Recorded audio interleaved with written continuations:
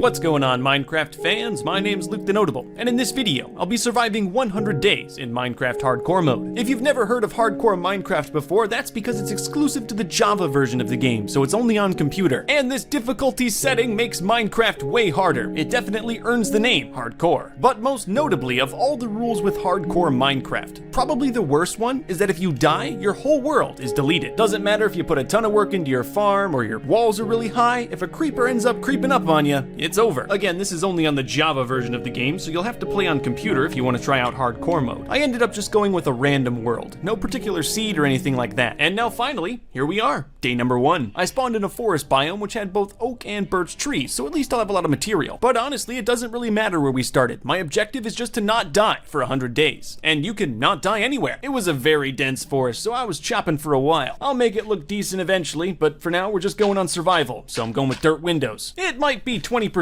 dirt, but if it has a door, it's home. I also wasted a good bit of time building a mine shack right next to my house that I would never use, because when it got dark I went to my main house and then just built a mine there. For our first day we did pretty well, had almost everything, but I was getting a little bit hungry. And hardcore Minecraft is the only version of Minecraft where if you get too hungry, you can actually die. But I figured I'd deal with the food situation in the morning. I can't go out at night, so figured I'd just mine. I found a lot of coal and iron, which is great, but there's still so much to do. So now it's the next morning, day 2, but it's raining outside, so even though it's morning, it's just as dangerous as night. Whatever, at this point if I die I'm only losing like 20 minutes. Again, I spent most of my time just clearing out the area. It was filled with trees. And right as the sun started to go down, I had a pretty cleared out area, and even had a wooden fence to help keep out the zombies and creepers. You know, I loved those dirt windows, but I think glass ones will work a little bit better. And thanks to all those trees I farmed, I also got enough apples to keep me alive for a while. I mined at night, because there's nothing else better to do. By the morning of day 3, it was still raining, but these apples aren't gonna last forever. I've got to set a farm up. Thanks to all my work the previous 2 nights though, I had a bucket, which made it a lot easier. It's a humble farm, but in a couple days it'll feed me, and I won't die. Haha! I had a lot of cobblestone, so I decided to put it to good use and build a protective wall. I really shouldn't have done this at night though. As you can see, right as I finished, a creeper creeped up on me. After that creeper scare, I decided to spend the rest of the night mining more cobblestone. It was a nice bright sunny day on day 4, so I chopped down more trees. My entire compound is surrounded by them. Skeletons, zombies, and even creepers have been known to hide in these things, so I feel way safer with them gone. However, after 4 days of mining trees in the daytime hours, I started to pile up a decent amount of wood, so I began construction on the second story of my house. Sure, it's a little simple, but it's very functional. Compared to some of my previous attempts, I'm actually doing very good for day 4. No skeletons have killed me yet. I've got a house, of course I've got my little farm out there, and I even have a bed, so I can sleep through the night